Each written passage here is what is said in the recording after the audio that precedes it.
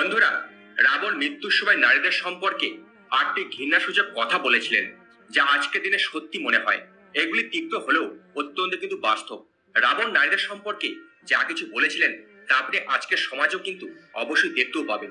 রাবণের নাম শুনলেই আমরা তার দোষ ত্রুটিগুলো নিয়ে কিন্তু আলোচনা করি। তবে রাবণকে এই ব্রহ্মাণ্ডের সবচেয়ে জ্ঞানী পণ্ডিত বলে মনে করা হয়। কথিত আছে রাবণ ছিলেন ভগবান শিবের একান্ত ভক্ত।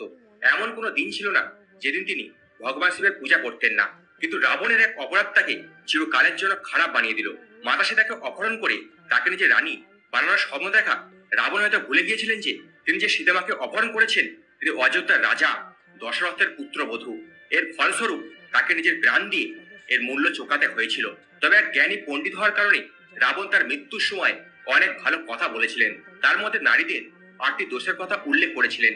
আজ আমরা আপনাদের সেই দোষগুলির বিষয়ে ভিডিওতে জানাবো। চলুন ভিডিওটি শুরু করা যাক। তার আগে বন্ধুরা, আপনাদের কাছে ছোট্ট একটাই অনুরোধ, ভিডিওটি অবশ্যই আপনারা শেষ পর্যন্ত দেখুন, কারণ অসম্পূর্ণ জ্ঞান বিষের মতো কিন্তু ক্ষতিকর।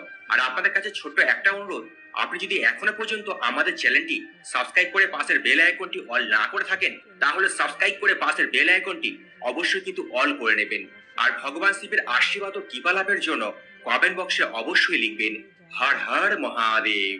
যখন রাবণ সীতামাকে অপহরণ করেছিলেন এবং মহলে ফিরে এসেছিলেন, তখন তার স্ত্রী মন্দোদরী তাকে বলেছিলেন যে সীতা একজন সতী মহিলা এবং অন্যের স্ত্রীকে এভাবে অপহরণ করা একদমই কিন্তু উচিত নয়। এই কথা প্রতিক্রিয়ায় রাবণ নারীদের 8টি দোষের কথা উল্লেখ করেছিলেন। রাবণ প্রথম যে দোষটি কথা বলেছিলেন সেটি হলো নারীরা খুব বেশি মিথ্যা বলে। তার মতে নারীরা মিথ্যা না বলে থাকতে পারে না। এমনকি মিথ্যাকে আড়াল করতে 100 মিথ্যা কথা বলতে হয়, তবুও তারা তা করতে প্রস্তুত থাকে। তারা কার সামনে এবং কেমন ধরনের মিথ্যা বলছে তা নিয়ে তারা বিন্দুমাত্র চিন্তা করে না। বন্ধুরা, এই বিষয়টি হয়তো আপনারা নিজের জীবনে লক্ষ্য করেছেন যে নারীরা বা মেয়েরা প্রায় অকারণে মিথ্যা বলে। এই মিথ্যার কারণে অনেক সময় সম্পর্ক এবং জীবনের দিকগুলো অনেক সময় কিন্তু নষ্ট হয়ে যায়। রাবণ দ্বিতীয় যে দোষটি কথা উল্লেখ করেছেন তা হলো নারীরা অত্যন্ত সাহসী হয়, কিন্তু তার এই সাহসকে প্রায় নেতিবাচকভাবে ব্যবহার করে। তার কথার অর্থ হলো কখনো কখনো তারা সাহসী হতে গিয়ে এমন কিছু কাজ করে ফেলে যা তাদের পরিবার এবং ঘরকে সমস্যার মধ্যে ফেলে দেয়। সাহস যদি বেপরোয়া সাহসের রূপ নেয় তবে তা উপকারের পরিবর্তে ক্ষতি বয়ে আনতে পারে। রাবণ এই কথা বলেছিলেন কারণ মন্দোদরী যখন জানতে পারেন রাবণ শ্রী রামের ধর্মপত্নী সীতাকে অপহরণ করেছেন, তখন তিনি ভীষণ ভীত এবং উদ্বিগ্ন হয়ে পড়েন। রাবণের মহলে প্রবেশ করে তিনি তাকে বলেছিলেন, আপনি সীতামাকে এক্ষুনি ফিরিয়ে দিন, কারণ আমি ভীষণ ভয় পাচ্ছি। এই কথার জবাবে রাবণ বলেন, মন্দোদরী, তুমি লঙ্কাপতি রাবণের স্ত্রী, তোমার এইভাবে ভীত হওয়া লঙ্কাপতির জন্য একটা লজ্জাজনক বিষয়।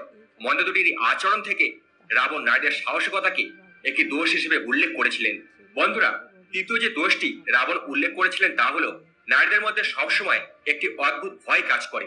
যদিও নারীরা সাধারণত সাহসী এবং নির্ভীক হন, তবুও তাদের মধ্যে এক ধরনের ভয়ের অনুভূতি লুকিয়ে থাকে। এই ভয় থেকে মুক্তি পেতে তারা প্রায়শই এমন কিছু কাজ করে ফেলে যা কখনোই তাদের কিন্তু করা উচিত নয়। রাবণের মতে নারীরা কোমল স্বভাবের হয়, যার কারণে তারা ছোটখাটো বিষয় অকারণে কিন্তু ভয় পেয়ে যান। এই ভয় থেকে মুক্তি পেতে তারা এমন কাজ করতে রাজি হয়ে যান যা তাদের জীবনে কখনো কিন্তু করা উচিত নয়। কখনো কখনো এই ভয়ের কারণে তারা এমন বিপদে পড়ে যান যেখান থেকে বের হওয়া খুব কিন্তু কঠিন হয়ে যায়। পরবর্তীতে তাদের এই ভুলের জন্য তাদেরকে কিন্তু অনুশোচনা করতে হয়। শুধু তাই নয়, তাদের এই ভুলের খেসারত দিতে হয় তাদের পরিবারের সদস্যদেরকে। চতুর্থ যে দোষটি রাবণ উল্লেখ করেছিলেন সেটি হলো নারীরা খুব স্বার্থপর হতে পারে। নিজের স্বার্থ সিদ্ধির জন্য তারা যে কোনো পর্যায়ে কিন্তু যেতে কিন্তু প্রস্তুত হতে পারে। প্রয়োজনে তারা কাউকে প্রতারণা করতে পারে, কাউকে পথ থেকে সরিয়ে দিতে পারে, কিংবা কাউকে মিথ্যা ভালোবাসার অভিনয় করতেও দ্বিধাবোধ কিন্তু করে না। রাবণের মতে নারীরা তাদের লোভের কারণে যে কোনো কাজ করতে এবং যে কোনো ফাঁদে পড়তে প্রস্তুত থাকেন। তারা প্রয়োজন মতো যে কাউকে ফাঁদে ফেলতে পারেন। বিশেষত নারীদের কথাবার্তায় আচমকা কোনো পরিবর্তন এলে সতর্ক হওয়া উচিত, কারণ এটি ইঙ্গিত দেয় যে তারা কিছু অর্জনের চেষ্টা করছেন। এই কথাগুলো রাবণ বলেছিলেন তার জীবনের শেষ সময়, যখন লক্ষণ তার পাশে উপস্থিত ছিলেন। আমরা জানি যে রাবণ ছিলেন এক মহান পণ্ডিত, কিন্তু তিনি একজন রাক্ষসীর পুত্র ছিলেন এবং তার মায়াবী ক্ষমতাও ছিল। তার 10টি মাথা এবং মনের কথা পড়ার অসীম ক্ষমতা তাকে অনন্য করে তুলেছিল। এত সব শক্তি এবং ক্ষমতার পরেও রাবণ নারীদের মন করতে পারেনি। তাই তিনি নারীদের পঞ্চম দোষ হিসেবে উল্লেখ করেছিলেন যে তাদের চঞ্চল মনোভাব। রাবণের মতে নারীদের মনে কি চলছে তা বোঝা কোনো মানুষের পক্ষে সম্ভব নয়। নারীরা তাদের মনের ভাব প্রকাশ করেন না, আর যখন তাদের জিজ্ঞাসা করা হয় তখন এমন ভাবে উত্তর দেন যাতে বিষয়টি আরো জটিল হয়ে যায়। রাবণের মতে নারীদের স্বভাবের মতো এক ধরনের মায়া লুকিয়ে থাকে।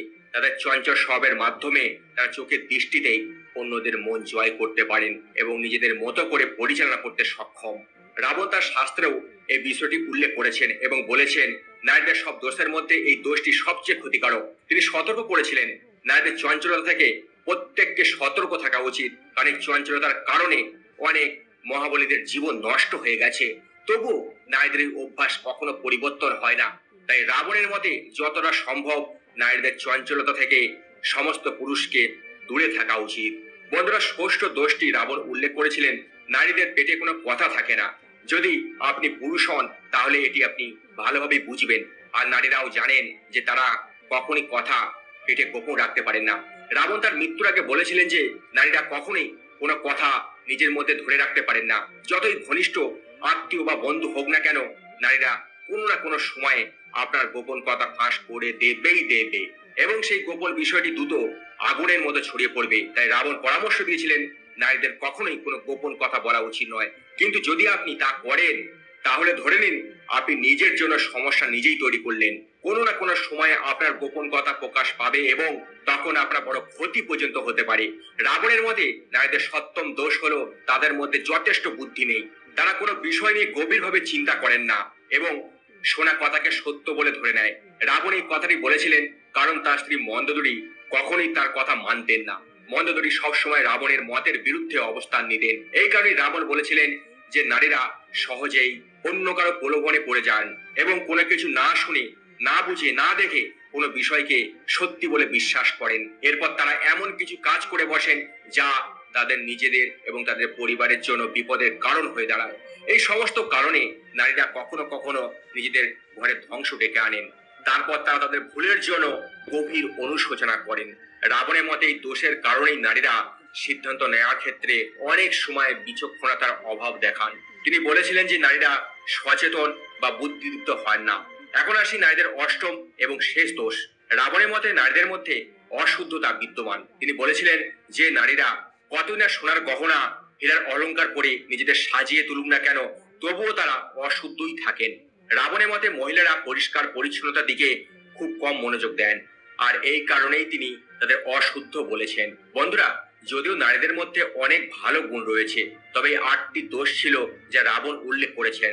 এইসব শুনে আপনারা বুঝতে পারবেন রাবণের দৃষ্টিতে নারীদের মধ্যে কি কি খারাপ দিক রয়েছে। আপনার মতে রাবণ এই কথাগুলি আজকের সময় কতটা প্রাসঙ্গিক কমেন্ট করে অবশ্যই কিন্তু লিখে জানাবেন। যদি ভিডিওটি ভালো লেগে থাকে তবে ভিডিওটি লাইক করুন এবং আমাদের চ্যানেলটি সাবস্ক্রাইব করে পাশের বেল আইকনটি অবশ্যই অল করে নেবেন। আর যদি ভিডিওটি ভালো লাগে তাহলে আপনজনের উদ্দেশ্যে অবশ্যই শেয়ার করবেন। জয় শ্রীরাম। ধন্যবাদ।